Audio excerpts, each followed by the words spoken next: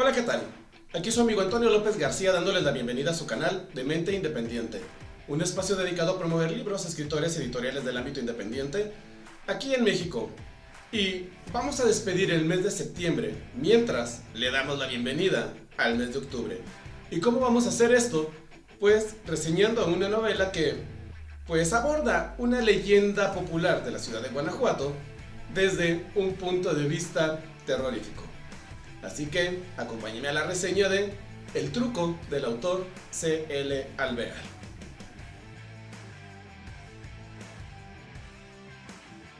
En este libro, El truco, C.L. Alvear nos comparte una historia que está fuertemente inspirada en la leyenda del Callejón del Truco en Guanajuato. Y abre con una escena que se les va a quedar grabada durante muchísimo tiempo.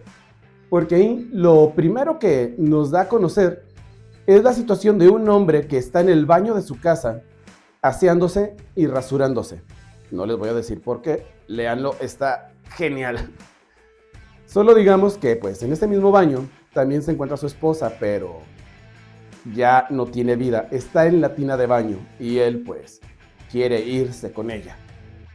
Después de esto, conocemos a nuestros verdaderos protagonistas, Mauricio y Amanda, una joven pareja que llegan a Guanajuato con la esperanza de rehacer sus vidas, porque previamente la habían pasado, digamos, fatal en la Ciudad de México.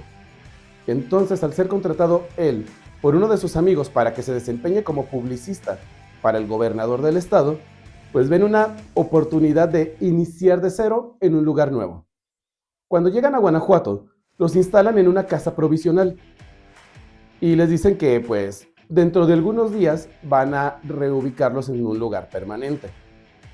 Y así es, después de un tiempo y por azares del destino, llegan y se instalan en la casa donde sucedió este trágico evento del inicio del libro.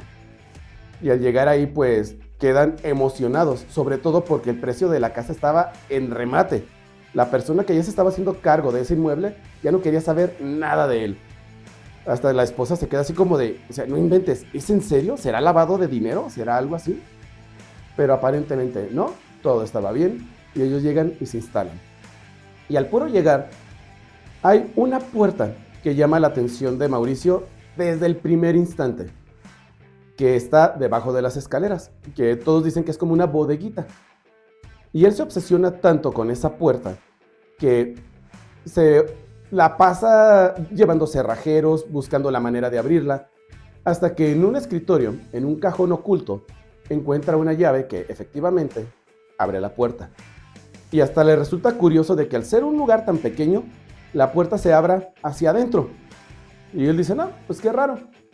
Se mete para ver qué hay ahí y lo único que se encuentra es una caja con una baraja antigua. Se sale, cierra la puerta, pero no se dio cuenta que ahí dentro había otra puerta oculta. Y a partir de ese momento, digamos que empiezan a pasar una serie de situaciones que comienzan a generar desventura en los dos personajes y todo está relacionado con esa carta y con un personaje que vivió en ese mismo lugar llamado Diego de Bustos. Y vamos a conocer la historia de nuestros protagonistas y de Diego de Bustos conforme se va desarrollando la historia en un juego temporal que en ocasiones hace que el presente y el pasado se confundan. Ahora sí, ya habiendo hablado de la trama, vamos entrando a lo que es lo que yo encontré de fortalezas en este libro. Para hablar de la primera fortaleza, tengo que plantear una pregunta. ¿Alguna vez han estado en Guanajuato? Si es así, se darán cuenta de que es un laberinto urbano. No hay ninguna calle recta ni una vía que te lleve a un lugar específico. Si alguien llega de turista y se quiere guiar por, digamos, indicaciones de las personas de ahí, seguramente se va a perder o lo van a perder. Porque no hay ninguna calle derecha que ustedes dijeran, pues caminas 3 cuadras, das vuelta a la izquierda, otras 2 cuadras, vuelta a la derecha y a media cuadra este lugar que buscas. No, ubicarse así en Guanajuato es prácticamente imposible. Y por eso debo de decir que la gran fortaleza de este libro es que C.L. Alvear, al ambientar la historia de este libro en Guanajuato, pues no solamente te echa mano de esas calles torcidas, esos túneles, esos acueductos, esos puentes, no, sino que hace que la ciudad de Guanajuato se sienta como un ente, pues, vivo, que de alguna manera engulle a los personajes, o sea, están atrapados ahí y si quieren ir para un lado, la ciudad se los va a llevar a cualquier otro lado. Y la manera en que describe esas calles, la manera en que se tuercen, las construcciones tan, digamos, emblemáticas y representativas que hay en el centro de Guanajuato, todo eso está genial. El detallito aquí es que pues si nunca han estado en Guanajuato, al leer estas descripciones, no sé qué tanto se vayan a meter en la historia o qué tanta importancia le vayan a dar a la descripción que hace el autor acerca del ambiente. Pero desde mi punto de vista, que yo sí he tenido ya la fortuna de estar en Guanajuato, pues debo de reconocer que hace un trabajo genial al describir la ciudad, sus características y el ambiente que se respira en la misma. Por lo cual, debo añadir que este libro es bastante inmersivo.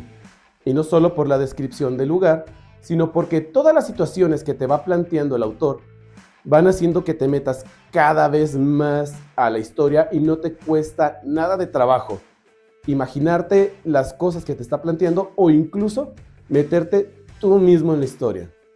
Ahí miren, hay que ponerle su medallita al autor porque, les digo, desde mi punto de vista, la ciudad de Guanajuato es la más complicada para trabajar en obras de ficción. La segunda fortaleza que debo de mencionar es que el autor tiene una gran habilidad para crear ambientes o situaciones o describir escenarios que se te quedan fuertemente grabados. Aquí les voy a poner el ejemplo de dos. Cuando esta pareja se muda, o bueno, no se muda, les están enseñando la casa. Cuando esta pareja les están enseñando la casa antes de mudarse, pues están haciendo el recorrido y cuando llegan al baño donde sucedió la tragedia al inicio del libro, te plantea, o sea, te describe el baño, todo blanco, la tina en el centro, con las patas, creo que de león doradas, agarradas al piso, con un ventanal de cristal en el techo que servía como iluminación y pues para que se ventilara el ambiente. O sea, todo blanco. Y el halo de luz ahí. Y menciona que cuando la pareja entra, no saben exactamente por qué, pero sienten la necesidad de tomarse de la mano, como si tuvieran un presagio. Y cuando lo estás leyendo, o sea, se te queda aquí fuertemente grabada la imagen de la pareja tomados de la mano en el umbral de la puerta, observando todo el ambiente blanco, con la tina en el centro y las garras aferradas al piso. Y un detalle que tiene ahí y que voy a abordar más adelante. El lenguaje que emplea el autor ahí es la cereza del pastel, porque repite una frase del inicio ahí, que dice que esas garras de león que pues están ahí, pero no le van a hacer daño a nadie. Pero el baño, pues, digamos que pues fue el testigo de una situación horrorosa. La segunda que les quiero compartir es que en cierta parte del relato ya está Mauricio en su casa, llega, su esposa no está porque empiezan a pasar un montón de cosas raras, lleva un sacerdote para bendecirla y la situación se pone peor. Entonces el sacerdote le dice a Amanda, ¿sabes qué? Pues no te quedes sola aquí, vente, vamos a comer con mi sobrina, creo que era su sobrina. Y pues Amanda se va. Cuando llega Mauricio y la busca, pues no está en casa. Y va acompañado de dos personas, o dos compañeros de trabajo de ahí de la agencia del gobernador. Y uno de ellos también lleva a tres personas, tres mujeres que son hermanas, pero que sufren delirios, por decirlo así. Están loquitas, pues. Y cuando están ahí, Mauricio se queda así como de, oye, ¿por qué trajiste estas mujeres a mi casa? Y el otro le dice, mira, las tengo, ya como, ay, ¿cómo decirlo? Domadas o, ay, no sé cómo, se me fue la palabra que quería decir, perdón. Pero bueno, él les da la indicación de, a ver, mis niñas, interpretemos a Macbeth. Y empiezan a reproducir una escena de brujería que aparece en el libro de Macbeth, que por cómo va el cántico o la rima del poema de Macbeth y la situación que empieza a suceder ahí, cómo lo está visualizando Mauricio, cómo empiezas a cierto punto a alucinar cosas mientras estas mujeres dementes están, digamos, coreografiando la escena que les pidieron, también está buenísima. Entonces, pues, cuando lean este libro, no solamente van a disfrutar de una historia que está inspirada en una leyenda mexicana, sino que el autor se las arregla de una u otra manera para que cada una de las escenas que plantea en el libro se queden grabadas por mucho tiempo. La tercera cosa que debo mencionar aquí es la construcción de sus personajes. En esta historia es muy fácil identificarse con cada uno de ellos, tanto de los personajes principales como de los secundarios e incluso de algunos que son incidentales. Están muy bien construidos, son muy reconocibles, te identificas fácilmente con algunos de ellos y cuando se ven en peligro, pues tú también te preocupas por lo que les pueda llegar a pasar, sobre todo con Amanda. Creo que es el personaje por el que puedes llegar a sentir más empatía por todo lo que le está sucediendo a partir de que llegan a esta casona en el Callejón del Truco. Y otra cosa que debo mencionar aquí relacionado con los personajes. Los diálogos están bastante bien construidos, están muy bien pensados, porque no hay ninguno que se sienta banal o innecesario. Cada vez que los personajes interactúan o intercambian palabras, te están dando información, te están describiendo alguna situación o sabes un poco más acerca de ellos. Entonces, cuando estas situaciones de riesgo se presentan, como les digo, no puedes evitar preocuparte por las consecuencias que ello vaya a traer. Es muy difícil construir personajes así de identificables y que llegues como a identificarte con ellos. Y aquí el autor parece que lo hace con una mano en la cintura. La última parte que quiero mencionar aquí es que el autor hace un trabajo muy bueno al tomar como inspiración esta leyenda del Callejón del Truco, pero tomar de ella solamente lo necesario y aderezarla con otros elementos que pues están muy bien elegidos para complementar aquí en esta historia, porque es una amalgama genial de lo que es la tradición pues de Guanajuato, de esa leyenda, con lo que son las, digamos, creencias actuales o las vivencias, o no sé cómo llamarlo, la convivencia actual de las personas en Guanajuato. De hecho, llega a mencionar la leyenda y el origen de la leyenda. Y la historia está contada en dos tiempos. El presente, que es con Mauricio y Amanda, y el pasado, que es con don Diego de Bustos y su esposa Isabel. Y digamos que es con don Diego de Bustos donde surge la leyenda. Y conforme va avanzando la historia, pues ves los paralelismos entre el origen de esa leyenda y lo que le está pasando a Mauricio y a Amanda en la época actual. Y pues la manera en que conjuga esas dos, digamos, cuestiones históricas y actuales con respecto a la leyenda, es un ejercicio pues muy interesante y desde mi punto de vista bastante bien logrado. Y antes de pasar a lo que pudo haber sido mejor, quiero compartirles con ustedes algo que llamó mi atención, digamos una curiosidad del libro. Y es que el estilo narrativo del autor es un poco, no sé, bueno, a mí me resultó entre extraño, llamativo y... ay, no sé cómo explicarlo, no encuentro la palabra precisa, pero es poco común. Porque cuando él está desarrollando situaciones con sus personajes o que ellos están interactuando o están dialogando, emplea un lenguaje muy coloquial que no cuesta nada de trabajo seguirle el paso.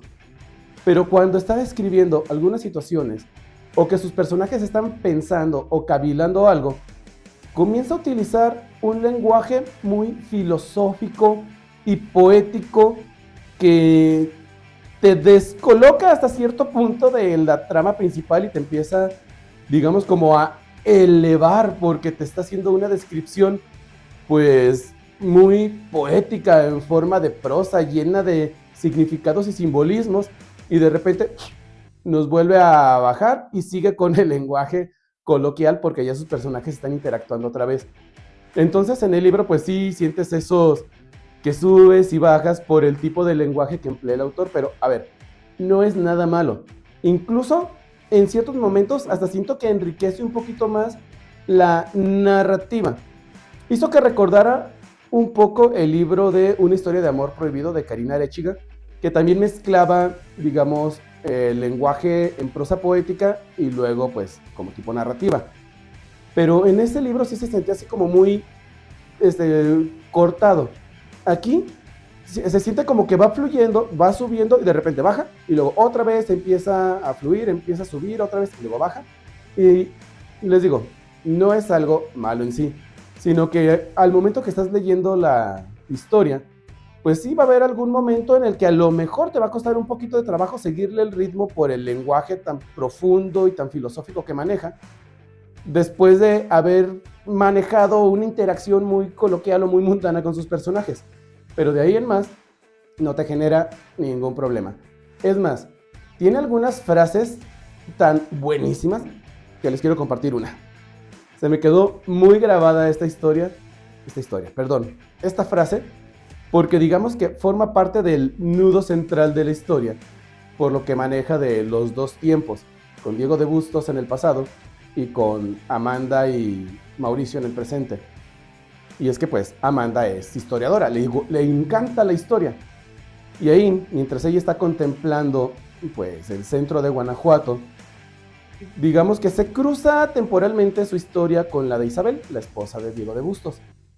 Y ella comienza a reflexionar para sí misma, y la frase que expresa en ese momento de manera mental la protagonista, por decirlo así, pues dice básicamente esto. No sé si la estoy diciendo bien, pero ahí les va. Que el tiempo es como una madeja. El pasado alguna vez fue presente. Y el futuro, de todo futuro, siempre es convertirse en pasado.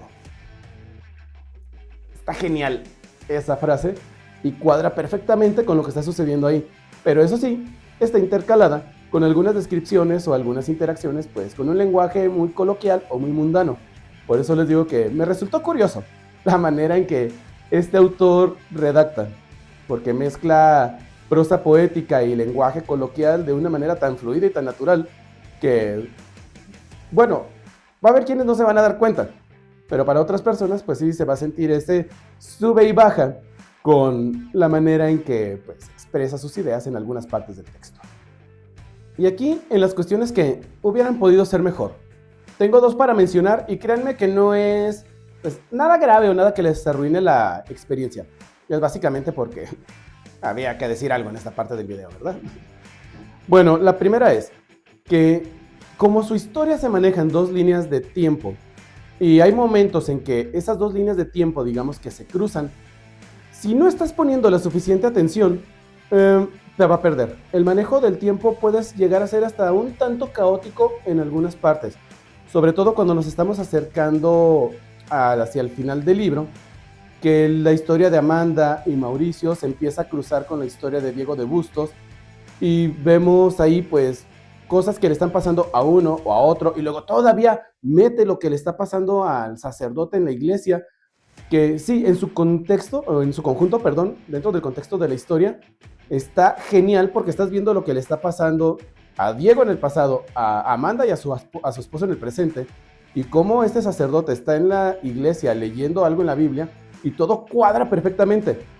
Pero por la manera en que está redactado, bueno, al menos yo, cuando estaba leyendo, había párrafos en los que llegaba a la mitad y me tenía que regresar porque ese párrafo ya no era continuidad del anterior, sino que era algo que ya le estaba pasando a otro personaje. O sea, brinca sin previo aviso entre tiempos y personajes, lo cual pues sí puede resultar un poquito confuso. No sé cómo se hubiera podido trabajar esto de mejor manera, la verdad. Yo no suelo utilizar ese tipo de técnica o elementos en mi narrativa, pero pues sí, hizo falta trabajarle ahí un poquito para que quedara más claro al inicio de cada párrafo qué personaje era el que estaba viviendo esa situación, para evitar que el lector pues tuviera que regresarse porque no sabía exactamente a quién estaba sucediendo.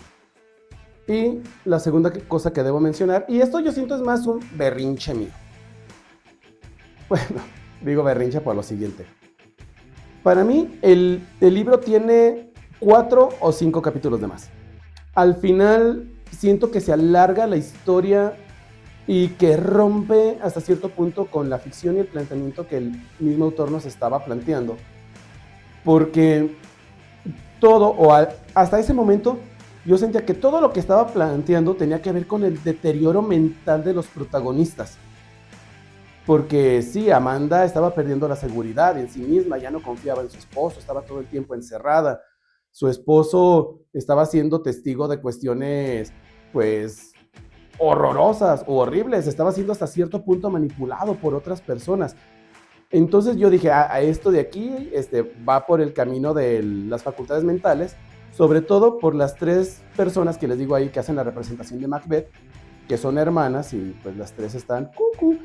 Pero después de que pasa el capítulo, creo que era el 25 o el 26, la historia se convierte en otra cosa. Y empieza a meterse ahí en situaciones de posesiones demoníacas que yo me quedé así como de, a ver, ¿cómo? Porque, pues sí, aquí te da a entender, o en la historia te da a entender, que este demonio lo que desea es a mujeres, pero no su cuerpo, sino que desea corromperlas, como si estuviera deseoso de el alma de mujeres puras, pero la única manera de obtener esa alma fuera por medio de la apuesta, jugando al truco con una baraja. Pero pues no, les digo, se desvía ahí un poquito la historia en los últimos capítulos, que la verdad, les digo, siento que es berrinche mío. Batallé mucho para terminar de leer este libro, a pesar de que me tenía bien enganchado y de que le iba avanzando sin ningún problema. Al llegar a esos últimos capítulos, yo sí sentí así como de, ay, ya se me cayó esta historia. Pero bueno, les digo, esa es mi perspectiva. O a lo mejor yo me hice falsas esperanzas por cómo se iba planteando el libro. Yo me hice aquí arriba mi propio final. Y cuando leí el final que decidió poner ahí el autor, pues no terminó de cuadrarme el planteamiento que llevaba hasta el capítulo 25 o 26 para cómo le dio el giro a la historia en los últimos 4 o 5 capítulos. La verdad, ahí sí, pues les digo, desde mi perspectiva, se alarga un poquito la historia de manera innecesaria y se convierte en algo diferente a lo que venía planteando. Y para finalizar, ¿a quién le recomendaría leer este libro? Pues básicamente a cualquier persona.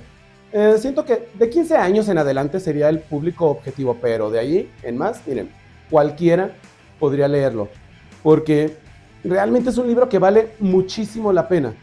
Te plantea una historia que está basada en una leyenda mexicana, que eso ya es un gran plus para cualquier novela. No cualquiera aborda temáticas mexicanas para sus historias de terror, incluso en México.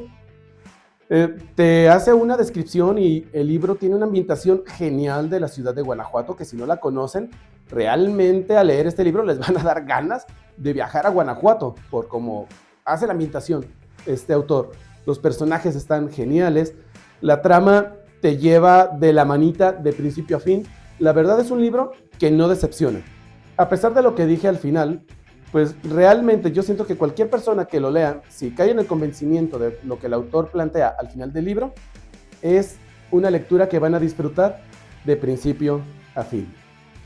Así que, pues les voy a compartir aquí abajo un par de redes sociales que tengo de CL Alvear o Carlos L. Alvear.